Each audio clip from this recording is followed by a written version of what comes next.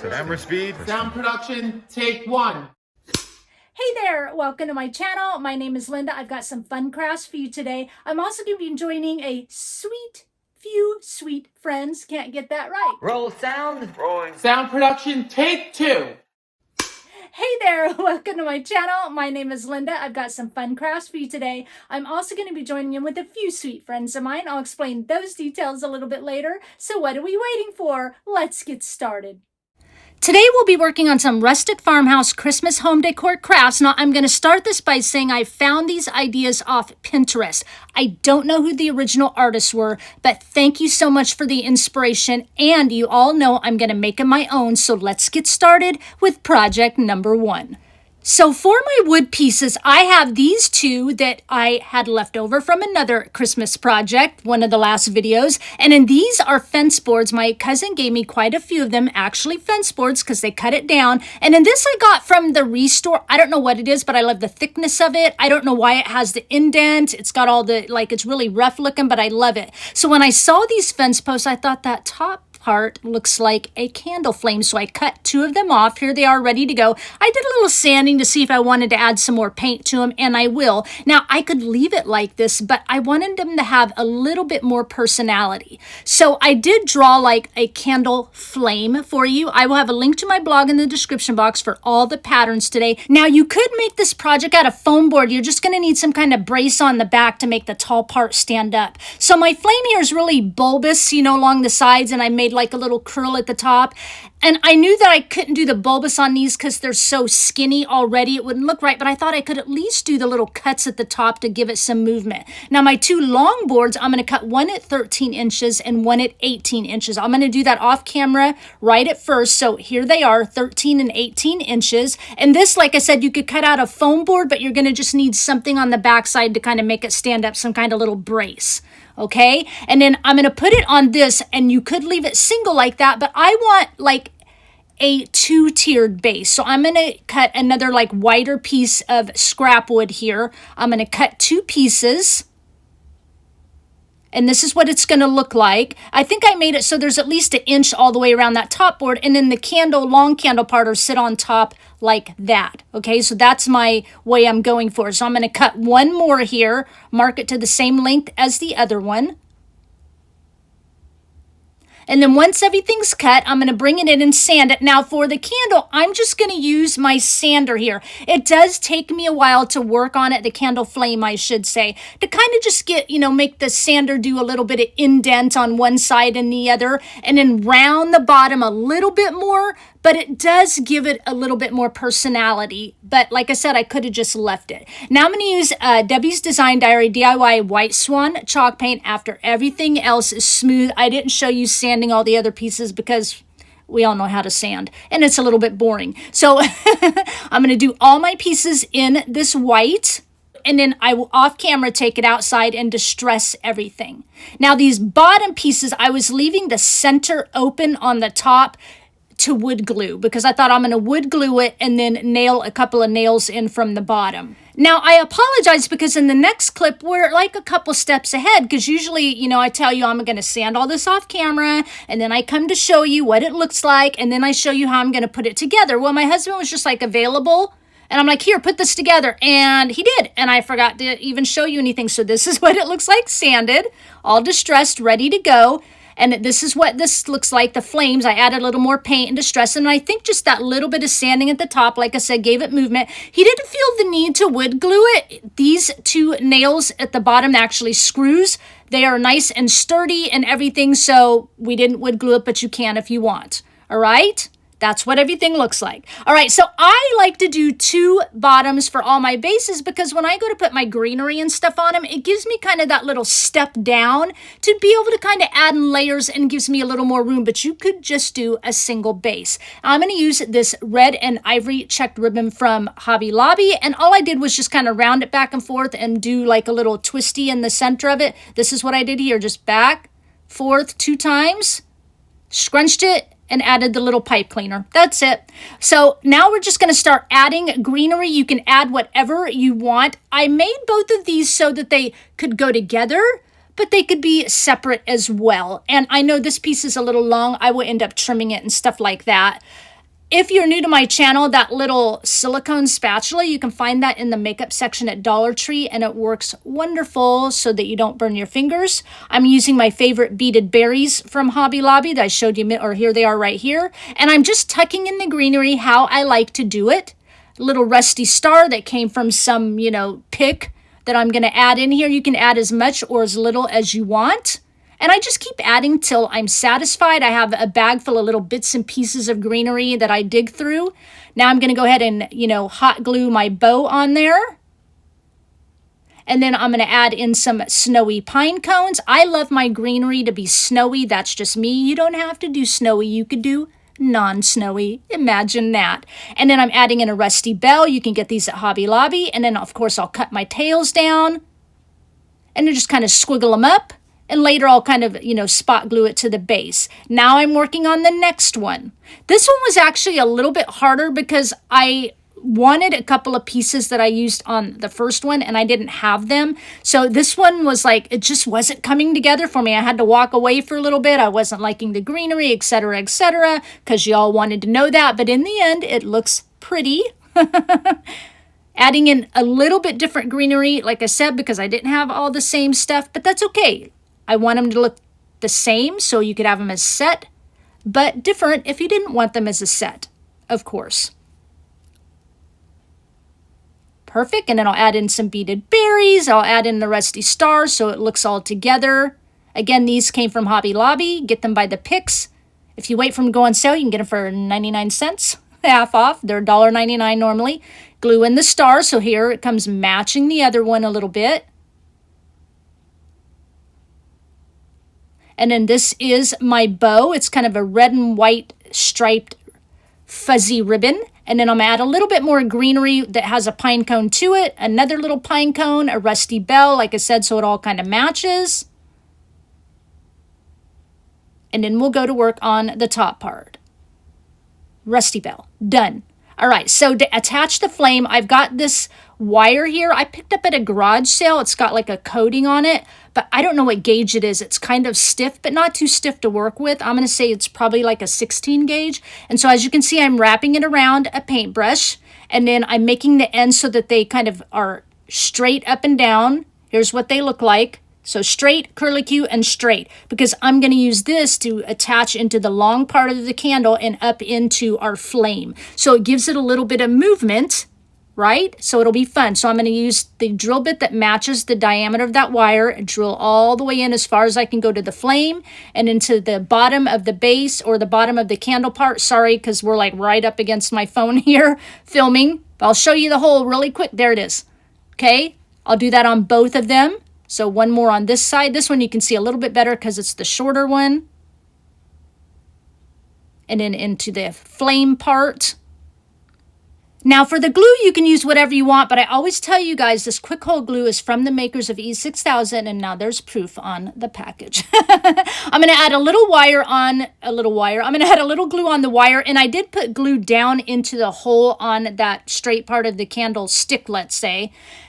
All right, and I'll do both of these, glue on this wire, and then I previously added a little glue down into the hole of the candlestick. I used that big needle I was using to poke it down in, and then I'll add a little glue on that wire and into the flame part. Put them all together. It takes 10 minutes to set up, so you can move it around and do whatever if you need to, and then 24 hours to cure. And that's what I like about the difference of this glue versus E6000, where you can't touch the other one for, 24 hours. All right, so those are in, and now I'm like, I want to put some splatter on this. I sometimes don't think of this ahead of time, even though I do it all the time. So I'm taking black chalk paint mixed with water, and I'm adding splatters. So you can see I've kind of got my greenery covered up a little bit so I can add splatters all the way around on the bases and everything to make it all look uniform. Then we'll switch to the smaller one. This one was a little hard to see on the candlestick itself because it had all those variations and, nips and tucks and dips in the wood, but you could still see it a little bit. Now to finish this up, y'all know I'm bringing out my glitter dust. This is clear spray with really fine grain silver glitter in it. It does come with other clear spray options of colored glitters that you can choose from. I'll have the link down below in my description box where I get it from Etsy. But once I finish spraying, that makes this project complete. Well, here we are this time of the video. I said at the very beginning I would explain some details to you later, and here it is. Welcome to our Jingle in July collaboration. I am teaming up with my sweet friends Wendy, who is White Sparrow Living Luke 12:6 here on YouTube, and Christina, who is Christina Elizabeth 15 here on YouTube, and we're coming together to bring you tons of Christmas in July crafting inspiration. I just adore both of these ladies, and I love it when we collaborate together. I love the ideas that they come up with, and their spirits and their personalities are just so sweet, and they are just a pleasure to be friends with. It warms my heart. Now, I will have a link to the playlist in my description box, as well as pinned in my comments, so that you can go find all our videos, what do I always say, in one convenient location. Make sure you head on over to their channels, you leave a comment, and if you're not subscribed, although I don't think there is anybody that isn't subscribed, but if you're not subscribed, make sure you hit that red subscribe button.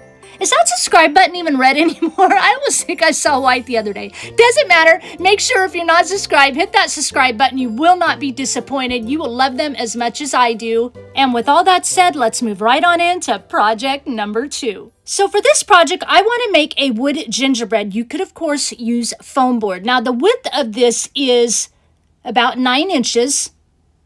The widest width from, arm to arm, and then it's about 14.5 inches tall. Again, you could use foam board, you could use cardboard, or cut it out in wood. Link to my blog in the description box for the pattern, which comes in 2 pages. You have the top, which is A, and the bottom, which is B, and you're just going to print it and cut it out, and you're going to tape it together at the dash lines.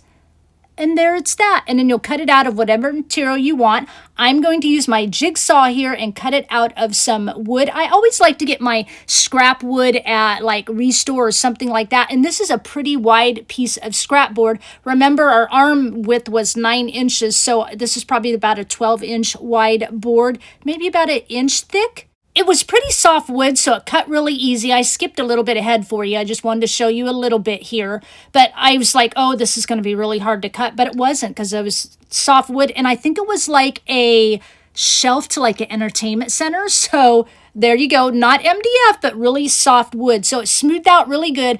I do want to take all of the shiny shellac or whatever it has on there. Even though I'm not going to put much color on it, I still want to take all that shellac off and then re-put my own stain on it, because I don't like that shininess to it. I know the wood's got a little bit of cracking and stuff in it, but I think that gives it its rusticness as well. All right, so here it is all the way done. I could leave it like this. The color's not bad, but I want it just a tiny bit darker as we look at Boston's tail to the left. I'm going to use my antique Waverly wax mixed with water to just add a little bit darker on there. And then once that's done, I'll go ahead and just kind of distress it a little bit off camera. And so, of course, I'll get the front, the sides, and the back. I want it to look all put together. Here it is, all done. See, I probably really didn't need to do the Waverly Antique Wax, but it does give it a little bit of variation, and it kind of brings out those cracks a little bit, giving a little more rustic. But then, of course, I'm going to finish it off with black paint mixed with water, my fan brush, and add some splatters to the front, the sides, and the back as well, because, I like it all finished off. I'm going to use that phrase again. And then once we're done with the splatters and it's dry, we'll go into decorating it. Now, just like with the first project, I'm just adding bits and pieces of whatever I have in my supply stash. I really need to get to Hobby Lobby this year, because I didn't go last year, and I am down to just some little bits and pieces. So I actually get to shop for greenery this year. But you can add as much, as I always say, add as much or as little as you want. And as I always say, you do you. And you can add all the same greenery or not the same greenery.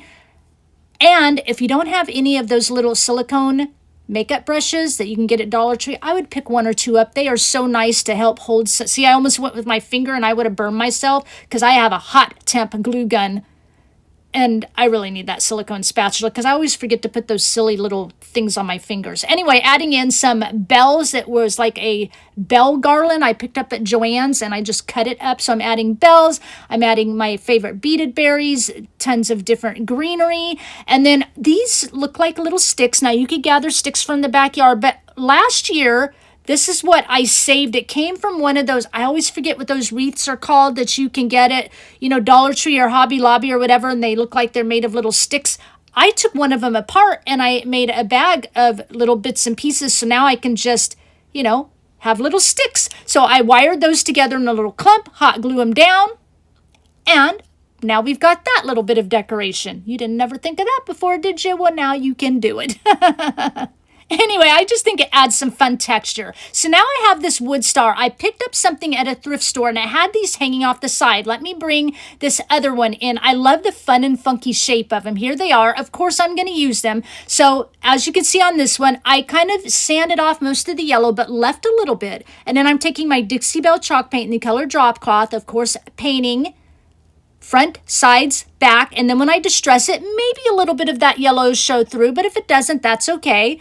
But I need to get this shape like drawn out and then scan it in so I can, cut the shape with my wood laser. But anyway, I love these. So here I am distressing it a little bit. And I think I'm going to do kind of the same thing that I saw when I picked these stars up. I'm going to hang it off the side a little bit with wire. It goes with it really well. Once it's distressed, I'm going to come in and do my splatters on the front and the back so that it matches in with the gingerbread. Use my heat tool to set that paint up really fast so I can do the other side. And then once that's done, I have a bow here. I tied it just like I did in the last project, and I'm adding a piece of rusty wire here, and it's really long on purpose. I'm going to go ahead and just attach the wire through the loop of that bell and, around that pipe cleaner, and then I'm going to twist it, and then I'm going to take the ends using my round needle nose pliers here and make a couple of curly cues that are going to kind of hang off the side of the bell to give it a little bit of whimsy. It matches the bell, so you're going to have to look to see it, but it is there. And I'll still kind of hot glue that bell into place so it doesn't wiggle around. And then we'll glue the bow on top. And then, of course, I'm going to add some pine cones, some frosty pine cones, a little tiny rusty star. And I forgot for a day, and I walked by and like, what is this missing? So you're going to see it in the final looks. I had cinnamon sticks laying out, and I had like a little long 5-inch cinnamon stick, and I broke it in half and I glued it in the greenery, kind of one at the top and one at the bottom. So if you remember, look for that in the final looks. Right now I'm just making a little mark at the top of the right and left arm there, and I'm going to drill a little hole so we can add our wire to hang that cute little whimsical star. But before we add our wire, I'm going to go ahead and, wrinkle and crinkle my ribbon, and I'm just going to kind of spot glue it down so it stays in position. And then once that's done, I've got some rusty wire here. I'm out of the twisted wire, and I just buy my rusty wire on Etsy. So I took 2 pieces and twisted it myself. Just one long piece. I don't even know how long it is, just however long you want. I'm going to go from the front to the back, and I think I pulled probably at least couple 2-3 inches out the back side, so I have enough tail to bring it up and over the arm, of course, and then twist it to the longer piece of wire that I've got at the top. Before I take that other wire through the other hole, I'm going to use my paintbrush handle and make some squiggles in that wire, and then again I'll come from the front to the back and then just twist it around the main wire just like I did the other side. And then now I've got a single piece of rusty wire. I just cut off a chunk. I'm making some little curly cues so that it can go on the front of the star. You saw I smushed it there, and I'm going to make some curly cues on the back, and I'm going to smush it to the back so it kind of keeps the star in place. And then I'm going to take that wire, I added some curly cues on the wire and stuff, and I'm just going to twist it around the main wire. Just kind of let it hang and be twisted and secure on that main wire. Then once again, I'm going to bring out my glitter dust. I'm going to spray the front and the back, and that makes this cute wood rustic gingerbread complete. Let's move on to our last project, number 3. For this project, I've got another free pattern for you as we see part of Bella laying off to the left side. This is a stocking. Of course, you'll print it, cut it out, and tape it together at the dash lines. Again, link will be in my description box to my blog where you can find all these patterns and printables, because this will have a printable that goes with it as well. So, of course, I've got my image drawn on this board. It's like MDF, and I think it's like another shelf from like entertainment centers. And if you look really quick there, you'll see a shape of a candy cane. Little preview for our next video. Anyway, getting this cut out, it's more like MDF versus real wood, but it still works just fine, of course. And I know I speeded my video up, but my jigsaw really went through that MDF like it was butter, and I love that, you know, when it just cuts really nicely. So I'll get it cut out, of course, and then we'll go ahead and start sanding and distressing it. I was going to leave all of that black on there because I thought, well, if I paint over it and then I distress it, I'll see a little bit of that black coming through, but then I decided I didn't want that much black coming through. So there you go. Now you know my reasoning. Okay, so here it is all distressed, ready for some paint, and I left this clip in a little bit longer. Oh, there's a Bella. She wants a little belly rub. All right, so I'm going to bring in Dixie Belle chalk paint in the color Rustic Red and Drop Cloth. And this is funny, I left this in too. I went to mark a spot on our little stocking, and she kept wanting my pencil, so I gave it to her, and she does this all the time. She takes it, it's in her mouth, and off she goes. I will wake up in the morning, and I will find, like, you know, a bell or, you know, little like pencils or pieces of lace or whatever out in the hallway because she always takes them off my craft desk like a little dog, and she goes to hide her toys, so to speak. Anyway, I'm marking off my stocking probably about 3 inches on the toe because I want to make that a different color. My wood probably is dark enough, but as you all know, I like to go in with Waverly Antique Wax mixed with water if it's a little bit lighter wood, so that when I paint the main paint color over the top of that and then I distress it, that wax comes through and it gives it just a little bit of, you know, definition and a little bit of a 3D look, a little texture, so to speak, whatever word I can use to describe that. Now, while that's drying, I'm bringing in this little mini spoon. I ordered them off eBay like a couple years ago. I just did a search for mini wood spoons. And then this is just a mini little rolling pin. They look like this. Last year came out at Christmas time Walmart, a set of 4 little mini rolling pin ornaments, and it was just a little sticker on it. So I pulled that sticker off, and then I'm going to paint it. I'll do a couple of coats, and I'll distress it a little bit off camera, but paint it so that it will match the stocking, of course, and I'll do the same with the spoon a little bit later. Once that's done, I'll set it aside to dry. We'll go to work on the stocking. Now, even though I'm going to distress it, I'm the type of person that still just likes 2 coats. I just like the paint to look substantial underneath the distressing. I don't know why, because if you're going to distress it and take half the paint off anyway, why am I wasting 2 coats of paint? I don't know, my brain likes it. So 2 coats.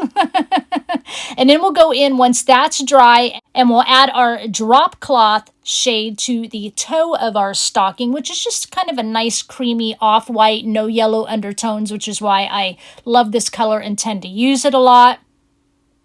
And then while we're waiting for this part to dry, we'll go in and paint our spoon.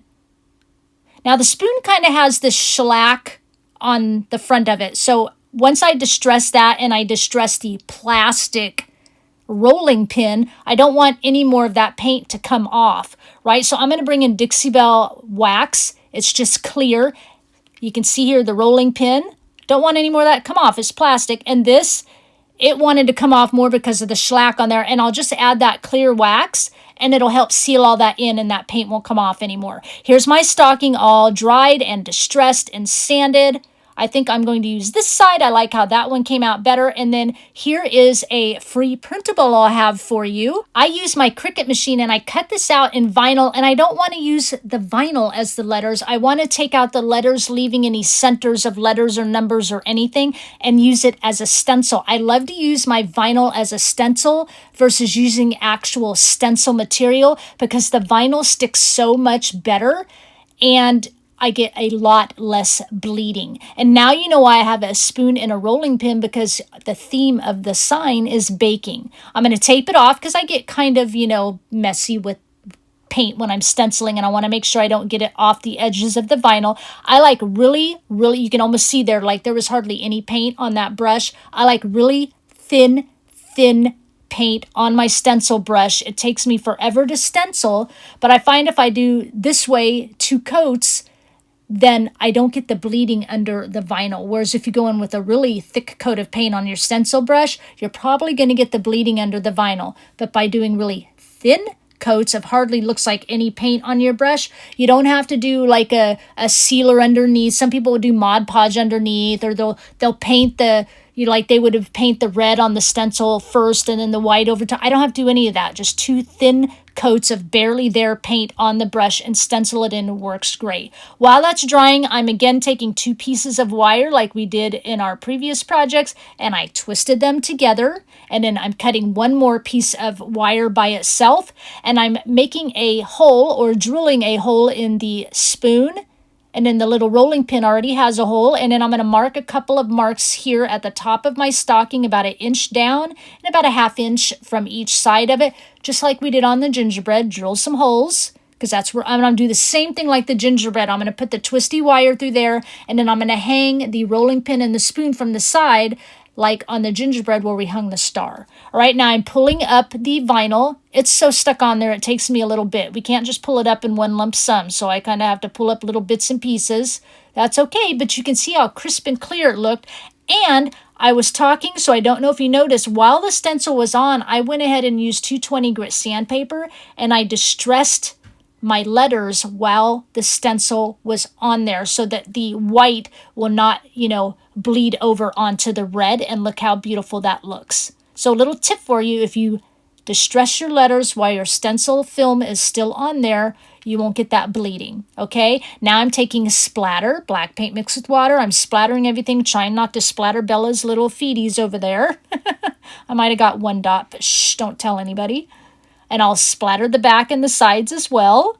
And then I'm going to just do a little curly cue on that wire ahead of time over my big fat pencil. I got those big pencils at Dollar Tree. I love how big and fat those pencils are. And then I'm going to thread my wire through those holes. I have to kind of use my plier. Look at my hand. Look how splattered it is from splattering my stocking.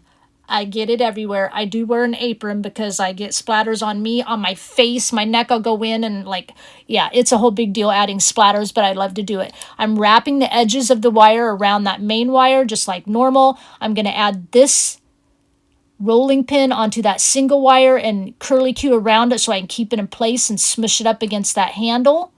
See, smush it there like that, and then I'll keep that in place. I'll wrap it around the main wire. And I'll leave a little sticking out here and then curly cue it up and leave that sticking off.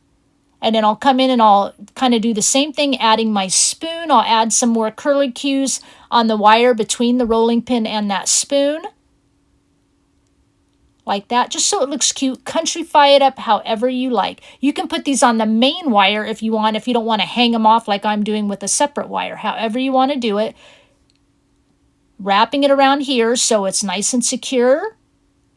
Wrapping it around that main wire. And then, of course, I'm going to come in with my glitter dust and I'm going to shimmer this up. And it's going to look great. I'm going to love it. Shimmer my spoon, my rolling pin, the back, the sides, everything. And that makes this project complete.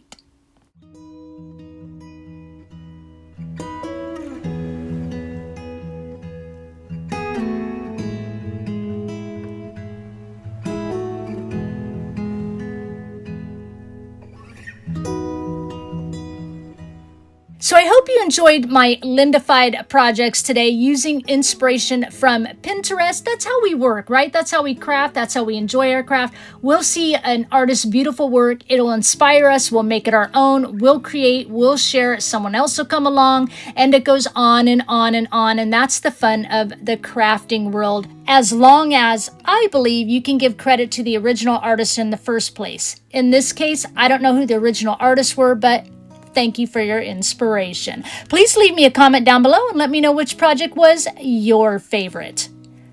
Please give this video a thumbs up because it really helps my channel to grow. And if you walked in here for the first time, you're just checking things out, you're digging what you saw, or maybe you came over from Wendy's channel or Christina's channel, if you like what you saw here today, make sure before any of you click off, you hit that red or white subscribe button so you don't miss out on another video from me. And thank you so much, Christina and Wendy, for collaborating with me today. It's always such a joy to come alongside and create with two beautiful women. Like I said before, you both warm my heart. Remember, everybody, I'll have a link to the playlist in the description box as well as pinned in the comments so you can check out all the inspiration we three have for you today. Well, it's that time again. Before I go, I'm going to leave you with one final thought. In the Bible, the book of Matthew, chapter 11, verses 28 and 29. Come to me, all you who are weary and burdened, and I will give you rest. Take my yoke upon you and learn from me, for I am gentle and humble in heart, and you will find rest for your souls. In these verses, Jesus gives you a lifeline. He holds out his hand in the center of your storm and offers you strength to get through your circumstance. This invitation allows his love for you to bring you peace and hope. Now, Jesus doesn't promise it will be easy, but he promises you a way out. Jesus loves you so much, and he wants to help you so greatly that he left his Father's side for you. When you are weighed down and you don't understand why things are happening in a certain way, or when it feels like life is heavy and you just have no strength left, then these verses tell you that you can lean on him and find new life in what Jesus has for you. These verses also say to you that he will take care of you and he will take care of your circumstance. You just have to be willing to let it go. Jesus will never give up on you. He will never walk away from you, and he has the power to change your life. He has the power to give you the love and hope that your heart needs to survive. His gentleness will be the rest that you need to be able to face this day. You just need to lean into him and what he has for you, and don't push him away. Jesus sees you as his child. He gave you life, and all he wants to do is extend his hand and help you. You don't have to carry the burden anymore. You don't have to bear the heaviness anymore. Now is your time. Just breathe in his grace and breathe out your anxiety. One more time. Breathe in his grace and breathe out your anxiety. Now you may have to do this day by day in order to fully let go and give it over to him. But remember this, he's got you. Jesus has your heart, and he's got your life in his hands. Just trust in him and allow him to take it from you. You don't have to carry it anymore. Letting go of the control is the hardest part, but Jesus knows what to do to make it better for you. Allow him to change your heart. Allow him to give you rest, and then you'll feel his presence, and then you'll feel his love as he gives you peace and strength to face another day. And all you have to do is remember to breathe.